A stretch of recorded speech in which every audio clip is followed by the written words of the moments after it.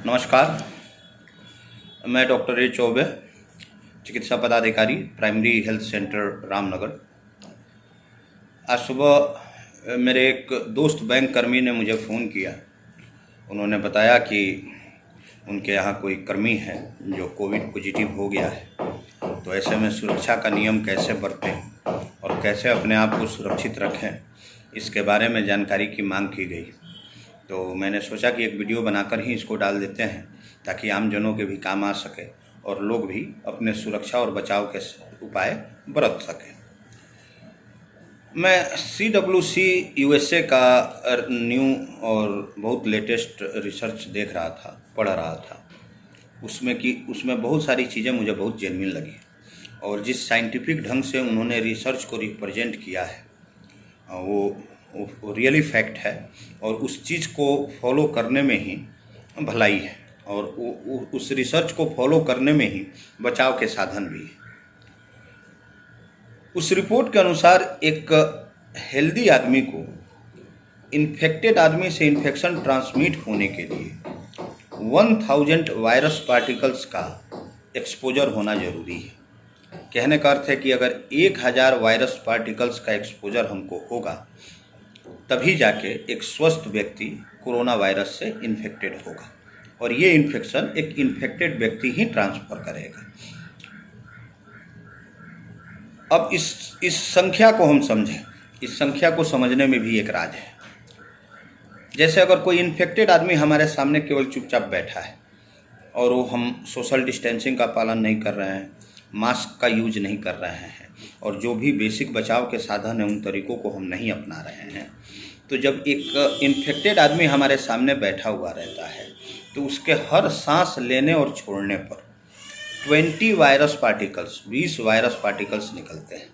यानी कि एक आदमी अगर हमसे बात नहीं करता है और हम सोशल डिस्टेंसिंग का पालन नहीं करते हैं, मास्क का यूज नहीं करते हैं, अगर वो आदमी हमारे पास 50 मिनट बैठ गया तो वो हमको इन्फेक्टेड कर सकता है। एक नंबर चीज़। दूसरा नंबर चीज़, बोलने का। अगर कोई इन्फेक्टेड पर्सन हमारे सामने बैठा हुआ है और वो कुछ बातें कर रहा है या कोई गॉसिप हो रहा है, कोई बातचीत हम लोगों के बीच में हो रही है, तो इन्फेक्टेड आदमी के बोलने पर उसके बोलने से जो चीज़ निकलता है उसमें 200 वायरस पार्टिकल्स पर मिनट निकलते हैं। यानी कि अगर हम किसी इन्फेक्टेड आदमी से फेस टू फेस बात कर रहे हैं तो सिर्फ 5 मिनट काफ़ी है हमको इन्फेक्टेड होने में। यानी उससे इन्फेक्शन ट्रांसफ़र होने के लिए हमको सिर्फ 5 मिनट चाहिए। अगर हम 4 मिनट भी बात करते हैं उससे तो वहाँ लो रिस्क है। लेकिन अगर हम एक इन्फेक्टेड पर्सन से 5 मिनट फेस टू फेस बात करते हैं without social distancing, without using mask, then this comes under high risk. उसके बाद आता है कफिंग एंड स्नीजिंग। तो जो कफिंग होता है तो एक इन्फेक्टेड पर्सन एक कफ में 200 मिलियन वायरस पार्टिकल्स एक्सपोज करता है, बाहर निकालता है। सेम कंडीशन स्नीजिंग के साथ भी होती है कि अगर एक इन्फेक्टेड पर्सन हमारे सामने स्नीज करता है और वो ड्रॉपलेट हमको कांटेक्ट में आ गए या उस ड्रॉपलेट से हम एक्सपोज हो गए तो उसके अंदर 200 मिलियन वायरस पार्टिकल्स होते हैं जो कि सफिशिएंट है आपको इन्फेक्टेड करने के लिए। ये हो गया बेसिक फंडा कि ये इन्फेक्शन कैसे एक इन्फेक्टेड पर्सन से एक हेल्दी पर्सन को ट्रांसफ़र होता है, ट्रांसमिट होता है। उसके पीछे का बेसिक लॉजिक क्या है ये मैंने आपको बता दिया। अब चीज़ें आती हैं इंडोर और आउटडोर एक्टिविटी की।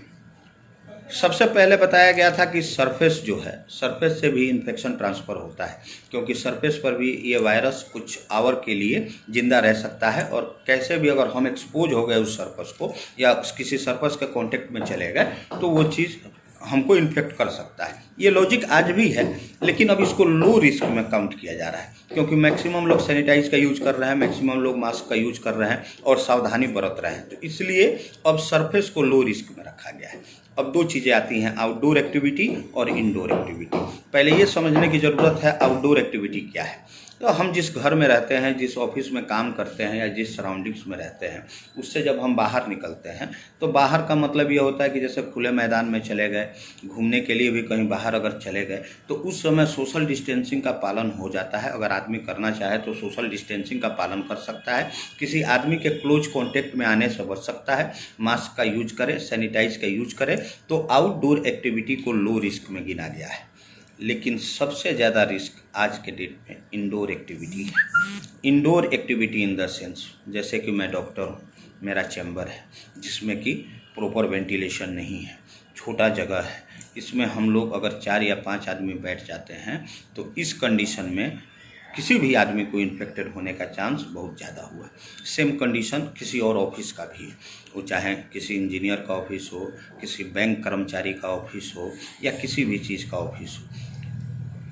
अगर चूँकि इसमें जो भी आपके रूम का यह क्षेत्रफल वो कम होता है और उसमें अगर घनत्व ज़्यादा हो गया, डेंसिटी ज़्यादा हो गई, ज़्यादा लोगों की उपस्थिति हो गई, 4-5 लोग बैठ गए, गॉसिप करने लगे, किसी मैटर पर भी डिस्कस करने लगे, तो उस समय अगर कोई इन्फेक्टेड आदमी उन लोगों में मौजूद है तो ये बहुत हाई रिस्क है कि वो आदमी बाकी लोगों को भी इन्फेक्टेड कर दे। तो अगर काम करना ही है तो ये ध्यान में रहे कि बहुत कम लोगों से एक्सपोजर हो, बहुत कम लोगों को अपने चैम्बर में या अपने ऑफिस में आने दिया जाए, डिस्टेंस कम से कम 6 फीट का होना चाहिए, मास्क का यूज होना चाहिए और बहुत कम देर का कन्वर्सेशन हो, जितना देर जरूरी हो उतना ही देर उस आदमी से कन्वर्सेशन करें, अन्यथा हाथ जोड़ लें कि भैया अभी समय खराब चल रहा है, आप बाहर चलिए, ज़रूरी बात जो है उतना कहिए और निकलिए। ये सबसे बढ़िया वे है। मैरिज पार्टी, कॉन्फ्रेंस, ये सारे चीज़ हाई रिस्क में आ रहे हैं। रीज़न ये है गैदरिंग बहुत ज़्यादा हो जाती है, चूँकि व्यवस्था करने वाला व्यवस्था उतना सोशल डिस्टेंसिंग के साथ कर नहीं पाता है, तो छोटे से जगह में बहुत बड़ा समूह गैदर हो जाता है। अगर उन बीच में कोई एक आदमी इन्फेक्टेड है तो चांसेस है कि मैक्सिमम लोगों को इन्फेक्ट कर दे, क्योंकि पुरानी बेसिक बातें जो मैंने बताई वो सारी बेसिक बातों का सावधानी यहाँ नहीं बरता जा सकता है। इसीलिए स्कूल को भी हाई रिस्क में रखा गया है। शॉपिंग वगैरह है तो शॉपिंग वगैरह को मीडियम रिस्क में रखा गया है।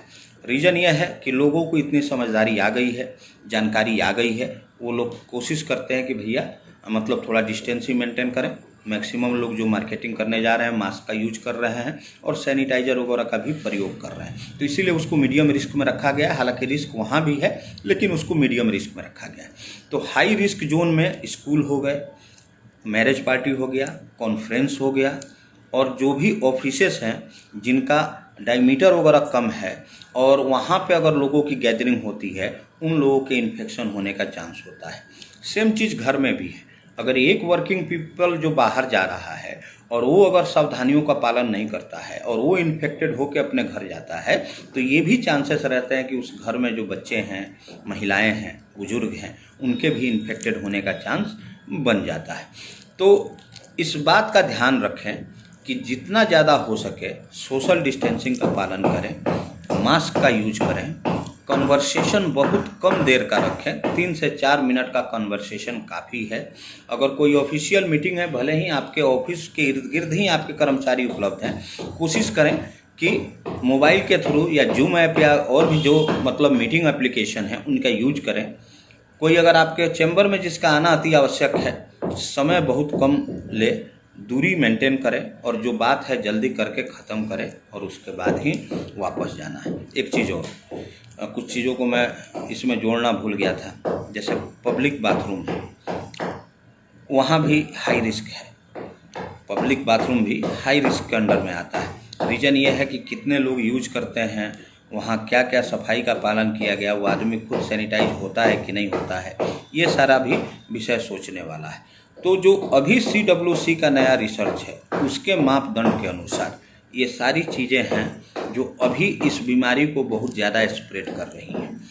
ये जानकारी मैंने आप तक पहुंचा दी। आपका सुरक्षा आपके हाथ में है, जानकारी देना हम लोगों का कर्तव्य है। आप अपनी सुरक्षा बरतें, अपने आप को बचाएं, अपने परिवार को बचाएं, अपने समाज को बचाएं। बहुत बहुत धन्यवाद।